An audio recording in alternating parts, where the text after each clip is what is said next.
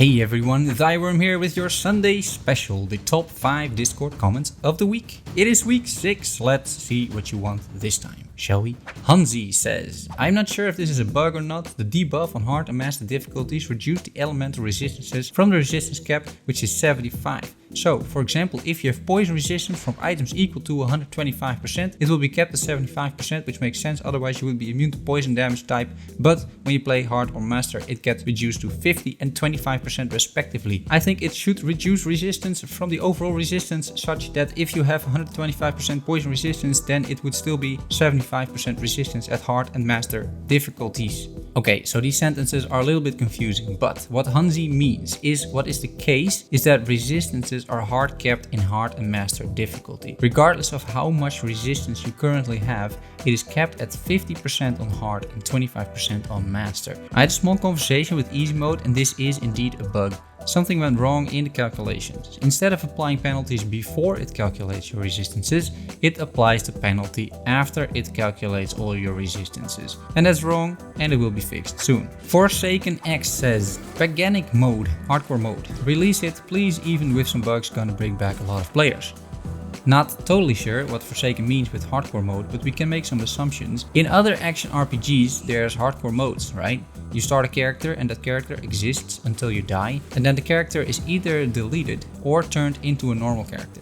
I'm not sure how something like this could be implemented in Pagan Online because we can't create characters like you can in Diablo 3 or in Path of Exile. Well, I suppose you could if you implement this as an entire new game mode where you can create characters that are hardcore characters and then basically have to start from scratch through the entire campaign and stuff. If that's the suggestion, that's a really cool idea. I would definitely be up for that. It also requires a ton of work though on the developer side, so I don't think something like this is going to happen anytime soon. Another option I see for a hardcore mode is just a hardcore mode before starting a mission in co-op. Normally you would resurrect after a wave in co-op, but in hardcore mode the mission fails, something like that. It's not super exciting to be honest, this idea, because aren't we looking to play together instead of having to start over again?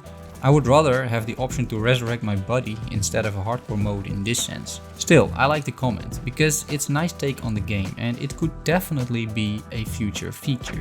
Ultimate Light says, I feel like the big drop rate nerf for blueprints turned everything into an uber grindfest. Needs a happy medium. First of all, the original drop rate was basically a bug at 25%. At least that's what the devs stated. And this comment is just an example of indicating that the game in terms of balance needs more work, as we all know by now, right? That's why I will keep including these comments so we can discuss the balancing a little bit. First, my general stance on balancing is that with each patch, this game gets more balanced. There are some outliers for sure, like the mirror, but overall the game in terms of balance and fairness feels better with each consecutive patch. There's a fine line between a grind and a rewarding experience, and to some extent the two go hand in hand, right? No pleasure without pain, that kind of thing. That being said, I totally get the happy medium argument. I think that is what we all want actually. It's just not the same for everyone. For some people a 5% drop rate might be plenty, for most it's probably on the low side. Rather than looking at drop rates for random legendaries, it would be much better to have more ways for guaranteed legendaries.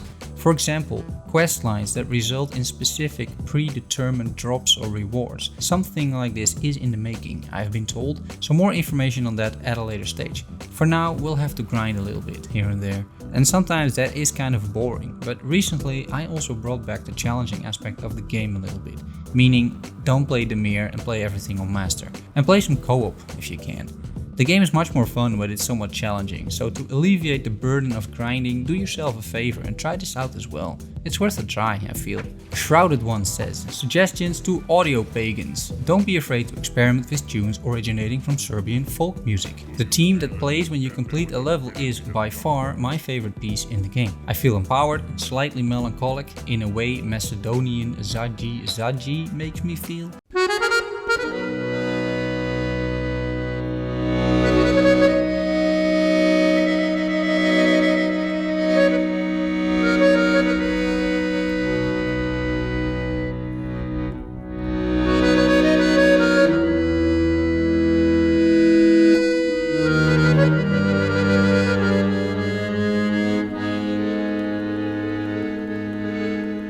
yet it stops too early. Try to lengthen it while staying true to its melody and make more music overall in the same vein, coupled with adequate folklore-inspired vocals where applicable. Comment of the week, this one. Not only is it a big compliment to the audio pagans, it is also well deserved. I totally agree here with Shrouded One, and being a musician myself and a creator of a tune here and there, I also completely agree with his assessment of this musical piece. The music in Pagan Online is fine overall, but it never really stands out, apart from this piece. My favorite parts are the battle music, because that is really well done, I feel. The music that plays otherwise, though, in the Pantheon for example, could use some more influence of the region we're supposed to be in, right? So some Slavic tunes or ancient music parts from this region would really elevate the whole experience, whether people realize it or not. Because that's usually what music does. It can really enhance an experience without people realizing that they're much more immersed in the game because of great music. Something to strive for. Something also I'm sure that audio pagans can pull off, given their current work, and I'm super excited to see if they take these suggestions to heart and implement them. They asked for feedback after all last time, so here you go guys. Shriek CZ says, in battle with two boss enemies, it would be nice to be able to see the health bar of both of them. For example, the main boss on top of the screen like now, and the other boss could have a health bar on himself as a normal enemy. Yeah, or just two health bars at the top. That would be my suggestion, so we have a single overview. But great suggestion. I find myself wondering quite a lot what health percentage the late king is about now, while I'm hacking away at Furun, for example. And then at some point the late king just dies and I'm like, okay, I guess he has 0 HP. Especially if there's more complicated fights, like Yusud. Not being able to see the health bar of both bosses can be sort of an issue. There's not much more I'm going to say about this, other than that it is a great suggestion. How Babby Gets Made says, I was looking over feedback about the health increases on bosses, making the fight longer, not harder. Why not also add modifiers, like Grim Dawn introduced in Forgotten Gods? Basically, boss fights have random modifiers, resistant damage buff, debuffs for player and boss. Also, you could have environmental modifiers, traps, slowing, dot patches on the ground. That would introduce new mechanics to each fight, but they wouldn't be predictable. I like this guys. It's very common in action RPGs like Diablo and Path of Exile that monsters have random modifiers, and it serves multiple purposes. It keeps the game fresh because monsters aren't predictable. It keeps boss fights interesting because sometimes you can just really easily complete a boss and other times it can be super tough. And because of this, it increases the longevity of the game. Great suggestion. I can see some more balancing issues coming up because of this, and also we're introducing more RNG into the game, which isn't always a good thing, but in this case, yeah, sure. It would be even better, maybe, if these modifiers are optional, that you could choose to add any number of modifiers to the fight.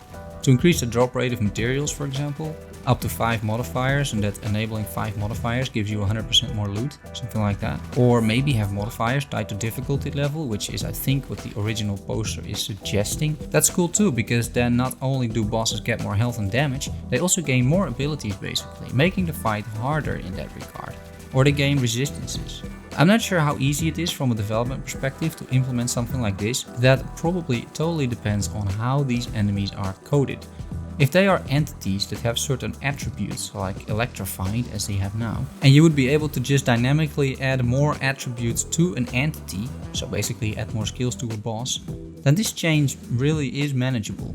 However, if a guy like Furun is basically just a piece of code without anything that is customizable unless you completely rework the code, then implementing this change is a ton of work. It might still be worth it though, from a development perspective, because it allows you a lot of freedom for future content. But enough about IT development and coding, because that's all for the week. Subscribe guys for more Pagan Online content. I started streaming Monday, Wednesday and Friday from 8 PM Central European Time. Monday and Wednesday I'm playing Pagan, Friday some online poker. Join me there for more banter, chat about Pagan, requests, you're all very welcome. I'm also on Twitter @Thyworm, and last but not least, thanks for watching. See you all next time, bye bye.